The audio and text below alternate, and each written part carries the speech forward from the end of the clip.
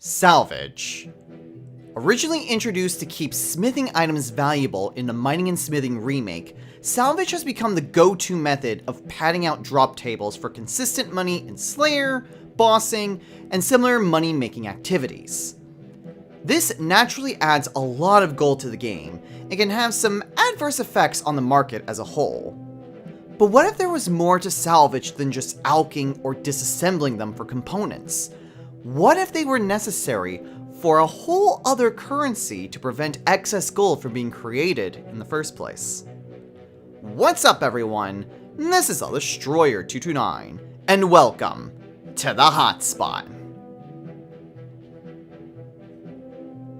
Rather than developing on unfinished content, today we're going to be looking at potential methods that can cut down in-game inflation.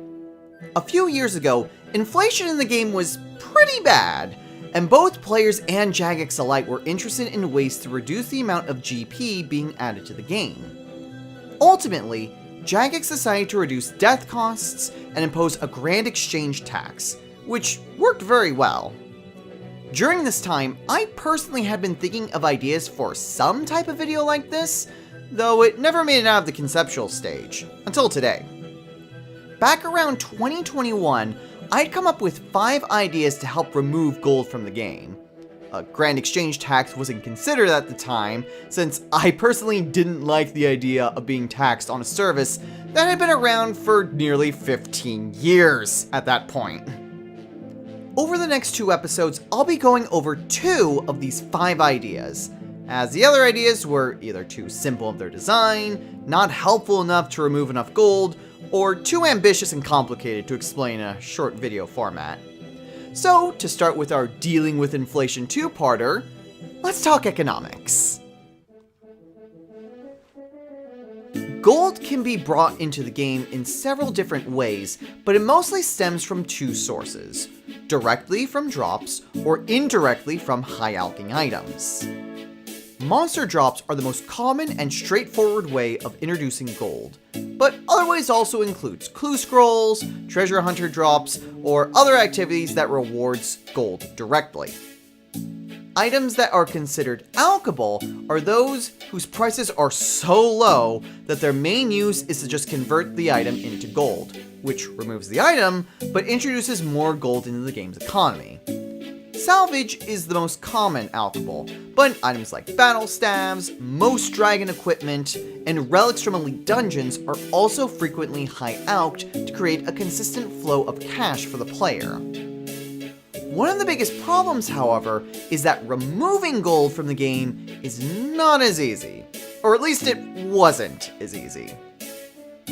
Before the Grand Exchange tax, death and instance costs were the main sources of gold removal.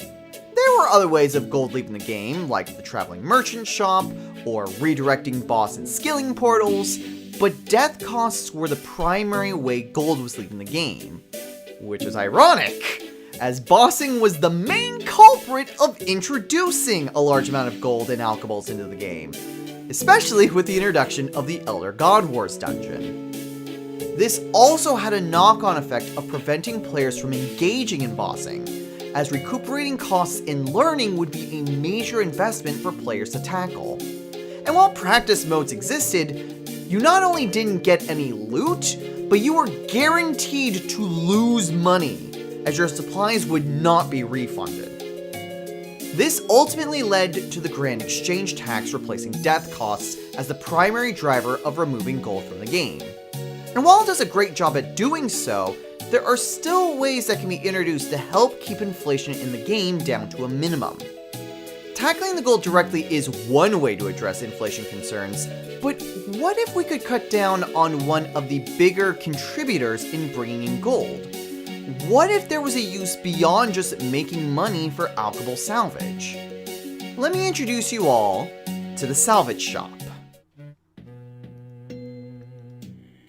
The Salvage Shop is a new shop that will allow you to exchange salvage metals for various benefits to mining and smithing. To get to the Salvage Shop, you'll first need to talk to Doric. He'll tell you that he and Boric are experimenting with ways to reuse metal salvage that have been cropping up throughout Gielinor, and he asks you to supply him with salvage in exchange for some items he's got from other contracts or from his own sources. This would give you access to the Salvage Shop, which uses salvage points as a currency to get certain items. The exchange rate would be 1 point per 1k high alch value. So a piece of rune salvage that would alch for 40k, when turned in, will give you 40 salvage points. Salvage below 1k value would not be accepted, as Doric will say that the cost to reuse the salvage is more than the benefit he could use, so he won't accept it. The main item to help get salvage points would be the Salvage Collector, an item that will automatically take your salvage to Doric for salvage points, similar to the Disassembler. You can choose what pieces of salvage you want to use for the collector in case you want to salvage certain drops and alch others, again, similar to the Disassembler. Exact point costs for the items in the shop are not something that will be discussed in this video in great depth, as balancing what the worth of these items are is not the main focus. So what else can these points be used for? Well, there will be an upgrade to the Salvage Collector in order to attach it to your tool belt. There could also be a lot of consumable items that you can purchase as well, such as stone spirits, luminite injectors, magic golem fragments, mining and smithing XP stars, and a new item called the Rockertunity Tonic, which is a consumable item that will increase the effectiveness of Rockertunities for 5 minutes.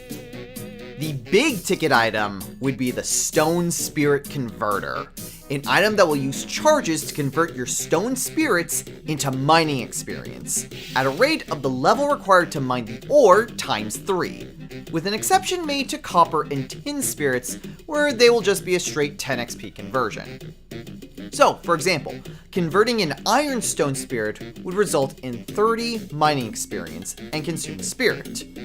A runite stone spirit would result in 150 experience, and a nechrite stone spirit would result in 210 experience.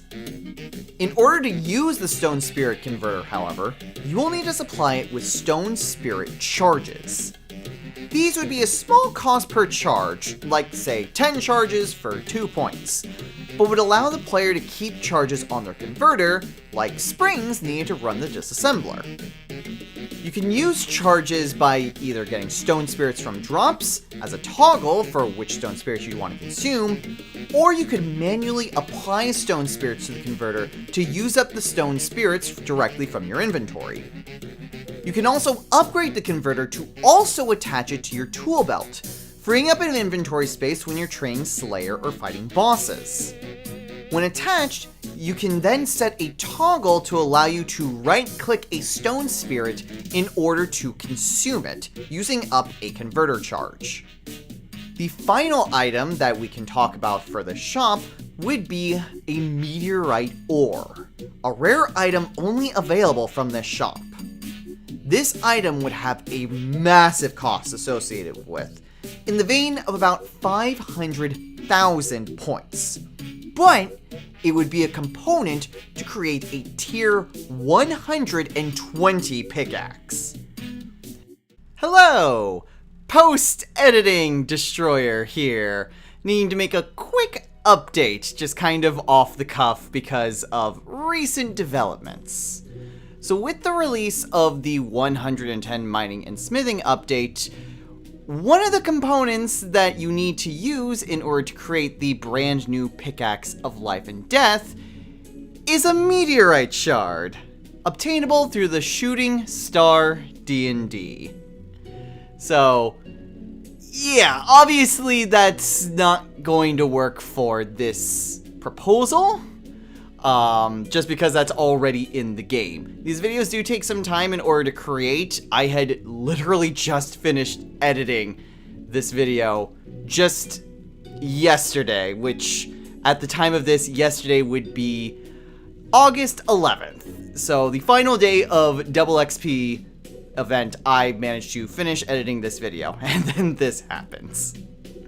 So the main concept of this is still going to be the same, going to be a massive cost and a component for a tier 120 pickaxe, but the aesthetics around it is obviously going to be a little bit different. I've had about 12 hours to think of ideas, and that is also including time when I should be working at my actual job. But maybe it could be something like, say, Dork got some either like map or some key to, let's say, something of anti-anima. Just the anti-magic stuff that was used in the Elder God Wars series. And only our character would have the capability of being able to get to it. Let's say that it's a residual effect that we still have from being the World Guardian. And we are able to use that and then combine that to create a tier 120 pickaxe. Somehow. I don't know. I've not had a whole lot of time to think of other ideas. That can be something that can be discussed if any of you guys want to in the comments once you're done with the video. But yeah, aesthetically, this idea is going to have to be a lot different. I will still refer to it as the meteorite ore, just because changing the script at this point in time and getting additional footage to match that's going to take a lot more time, and I do need to continue editing the other videos for the Hotspot series. So, can't really go ahead and do this beyond just this very quick addendum that I'm doing. But just know that anything relating to the meteorite ore, obviously, is going to be aesthetically different. Cool? Cool. Okay, back to the video. Now, I know that Jagex has recently increased mining and smithing only up to 110, but they have stated that they are open to the idea of eventually increasing all existing skills up to a level 120. And having this be one of the requirements would be a hefty cost of getting the highest level pickaxe in the game. I am also aware that the 500,000 points would be the equivalent of spending 500 million GP. But it would go a long way in removing that much gold per player per pickaxe being introduced. And if players want to buy the salvage to get to that amount, then there's the bonus benefit of salvage falling under the Grand Exchange tax, thus removing even more gold from the game. Now, I know that this idea primarily focuses on salvage, but ideally, there could be other ways of incorporating other items that only seem to be worth high alching. Perhaps we can convert elite dungeon relics to dungeoneering tokens, or even introduce a new kind of shop altogether that's similar to the Salvage Shop. Perhaps there can be a way to bring certain dragon items together to create entirely new items, or give these dragon items brand new uses, beyond just stuffing them into an essence of finality. Salvage was the easiest item to make this type of shop with, but incorporating other frequent alchable items could expand this idea of slowing down money entering the game through introducing different and repeatable items to buy that can't be bought with just gold. So that's my suggestion for the Salvage Shop. What do you think? Do you have any items that could be added to the shop? Do you have any suggestions on what price some of these items could be? Or do you think that the meteorite ore is a tad too much for what it does? Or maybe you have your own ideas to use alchables in other ways? Let me know in the comments below, and I'll see you all in the next episode. So, until next time everyone, take care.